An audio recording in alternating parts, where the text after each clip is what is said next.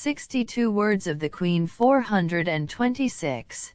My daughter, in the school of humility, which my whole life affords thee, I wish that thou be studious and diligent, and this should be thy first and principal care, if thou wishest to enjoy the sweet embraces of the Lord. Assure thyself of his favor and possess the treasures of light, which are hidden to the proud. Math 11:25.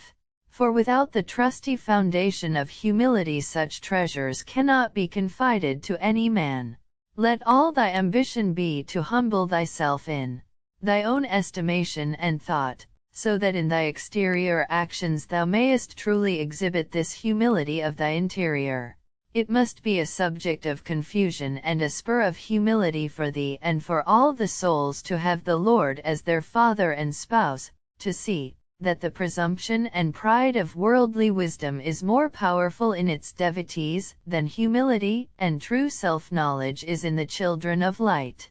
Consider the watchfulness, the untiring study and care of ambitious and aspiring men.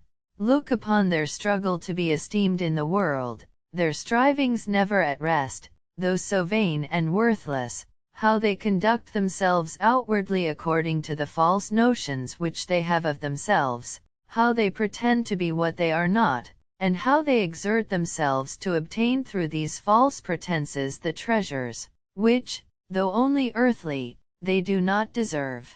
Hence it should be a cause of confusion and shame to the good, that deceit should urge on the sons of perdition with greater force than truth urges the elect, that the number of those who in the world are anxious to strive in the service of their God and Creator, should be so small in comparison with the number of those who serve vanity, that there should be so few of the elect, though all are called. Math 20:16.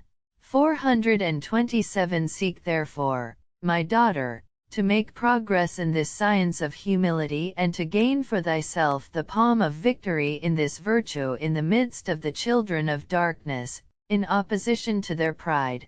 Study what I did in order to overcome darkness in this world by the pursuit of humility. In this the Lord and I desire thee to be very wise and proficient.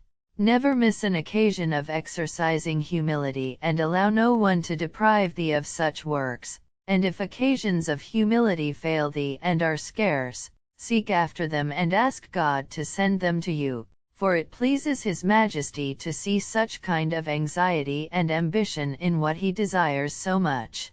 For the sake of this divine complacency alone, thou, as a daughter of His house, as His domestic and as His spouse, shouldst be solicitous and anxious for acts of humility, for in this, human ambition itself will teach thee not to be negligent. Observe how a woman in her house and family conducts herself in order to benefit and advance her family, and how she loses no chance of advancing it. Nothing seems too much for her, and if anything, no matter how small it is, goes to loss. Lucas 15:8. She becomes much excited. All this is the effect of worldly covetousness, and there is certainly no reason that the wisdom of heaven be less fruitful or less careful in the gifts received. Therefore I desire thee to allow no carelessness or forgetfulness concerning what so much concerns thee, and to lose no occasion of practicing humility and laboring for the glory of the Lord, but do thou seek strive after His gifts and draw merits from them as a faithful daughter and spouse. Then wilt thou find grace in the eyes of the Lord and in mine, according to thy desire.